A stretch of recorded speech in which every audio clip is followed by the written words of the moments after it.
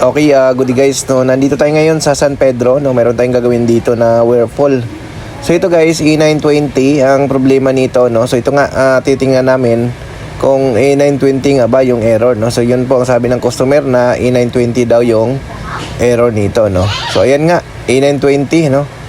So sa mga nilabas natin guys na E920 dati, no. So ibang model kasi yun, no, yung pinapalitan natin ng driver board, no.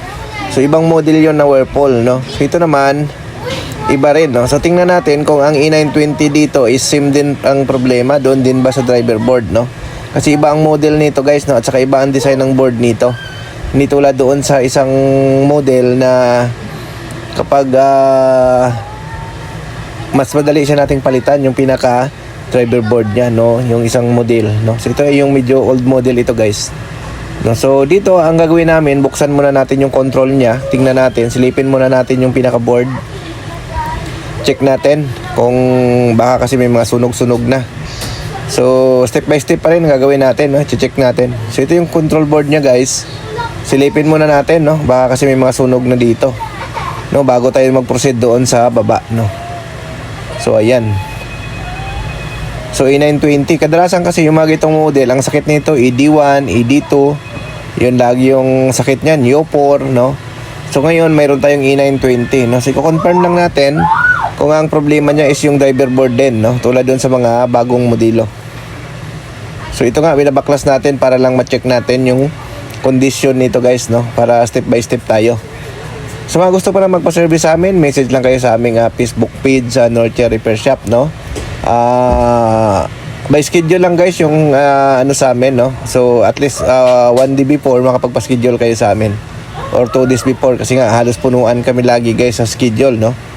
So ito nga, tinignan namin, wala naman kaming nakitang indication na may sunog yung mga electronics dito. So ibabalik lang natin, no, mag-proceed tayo doon sa ilalim, no. Ayan, subuksan natin to guys yung pinaka-ilalim para ma-access natin yung pinaka driver board nito. So ayan, buksan natin to guys, no, gamit tayo ng screwdriver. So ayan, no. So sa mga bagong technician na gustong matuto, panoorin nyo lang guys yung mga video natin sa YouTube, no. Nandyan ang mga tutorial natin.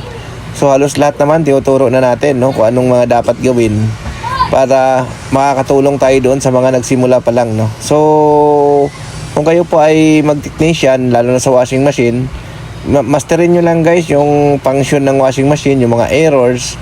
So madali na lang yan, no. So paulit-ulit na lang naman kasi ang problema ng mga washing machine. So kailangan lang ma-master nyo guys, no. Una lang naman ng medyo mga ngapa kayo, pero kapag lagi nyo na-encounter yan, ma-master nyo na rin, no. So ayan, so ito na nga, tinatanggal na natin yung pinaka motor dito at saka yung driver board nya, no, para ma-check natin kung yun ba talaga ang problema. So ang pagtanggal ng driver board nito guys, tanggalin nyo talaga yung pinaka motor, kasi nga nakakonect sa motor mismo yung pinaka driver board ng ganitong model. So ayan, babaklasin lang natin. So yun, no. So yun, no, medyo ano tayo ngayon guys, no, sa dami ng schedule natin. Medyo pahirapan yung schedule namin ngayon, no, dahil ang dami nagpapagawa ng mga aircon, ang dami rin nagpapagawa ng mga washing machine, no, sabay-sabay. Sa washing machine kasi guys, walang season, no, unlike sa aircon na pag tag-init malakas yung aircon, pero sa washing machine guys, walang season po. Kahit anong panahon, malakas ang washing machine, no. So kailangan nyo lang talaga ma-master nyo yung pinaka paggawa ng mga washing machine. So magandang hanap buhay po yung technician ng washing machine sa panahon ngayon, kasi ang dami na talaga ang gumagamit ng washing machine. So ayan na nga guys, binuksan na natin to, no. So nandito yung pinaka driver board nya. So tanggalin natin guys para ma-check natin, no, para tingnan natin kung dito ba talaga ang problema. So yan. So ito guys, medyo mahirap din to guys baklasin, no, yung driver board nito. Kaya kailangan marunong din talaga kayo guys. Hindi to kaya i-DIY guys yung ganitong problema. Unlike doon sa old model, sa new model guys, kayang palitan yung driver board, no. Ito guys, mahirap sa i-DIY. So baka hindi nyo kakayanin ito i-DIY guys. So yan. So binabaklas lang natin guys, no.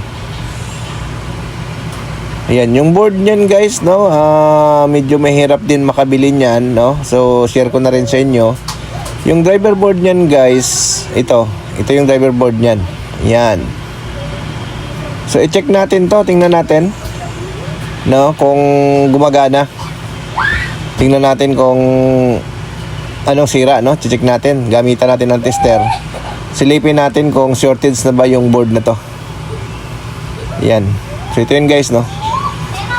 So, titingnan natin, wala naman tayong nakitang sunog, no? Pero, napansin natin na ito, titesting muna natin yung pinaka-motor, no? So, okay naman yung mga resistance ng motor. Ang pag-reading ng motor, guys, 3 terminal equal reading yan. So, ito, sukatin natin, gamit tayo ng resistance. Tingnan natin yung IPM nito, no? Sukatin natin. Tingnan natin. So, ayan guys, napansin natin guys, kilo ohms na yung na-reading natin. Ayan, no? Ayan, kilo ohms na. So, ibig sabihin guys, shortage na itong board na ito. So, confirm natin guys na ang naging issue niya is yung driver board. So, itong bago guys, dala natin. Ayan, sukatin natin. Ayan. So, yan. Dapat mega ohms yan guys, yung 3 terminal.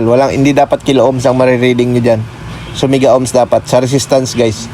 So, confirm natin na sira, no? So, ayan. So, share ko lang pala guys, no? Yung board na yan guys, maraming nabibili yan sa online. Kaso mamimili lang kayo kasi merong nabibili dyan ay defective, no? Kasi nga, ang nangyayari dyan, kapag isalpak nyo yung board na yan, gumagana siya guys, no? Pero pagdating yan sa dryer, pagdating niya sa 7, dyan hanggang 7 lang guys yung ikot niya. Paikot-ikot lang yung oras sa 7, nag-stuck siya. Tutunog yung drain motor, tapos iikot siya ng dandahan, hindi siya bumibirit, no? So yun po yung nabibili ng mga defective sa online, hindi siya bumibirit guys, no? Kailangan kasi yan, pagdating ng 7 sa spin, bibirit siya, no? So yan, testingin na natin guys. Tingnan natin. So yan, lagay natin sa spin, tingnan natin kung mag-error pa. Ayan. So, wala na siyang error guys, no? So, ibig sabihin, good na siya, no? Ayan, tingnan natin kung iikot na yung motor dyan sa likod. So, ayan. So, ibig sabihin guys, working na ito, no? So, hindi na siya naglabas ng error. Ayan guys, umiikot na yan, ayan, no? Ayan. So, yan yung sinasabi ko guys, no? Yung mga board na nabibili niyan, mayroong nabibili niya na defective, no? Wala siyang error nilalabas, pero ang mangyayari, pagdating dyan sa 7, hindi siya umaalis yung oras. Ikot lang siya ng ikot sa 7 lang. Hindi siya bumababa ng 6 hanggang 5, no? Sa 7 lang siya paikot-ikot, pabalik-balik. So, kadalasan yan guys, yung driver board ang sira. So, nabibili yan kadalasan guys sa online, no? Yun po yung naging sira niyan. Yung pagdating sa 7, hanggang 7 lang siya. Hindi siya umaalis. Tapos, iikot lang siya ng iikot, no? So, baka makaka-encounter kayo niyan. Driver board din ang problema niyan guys, no?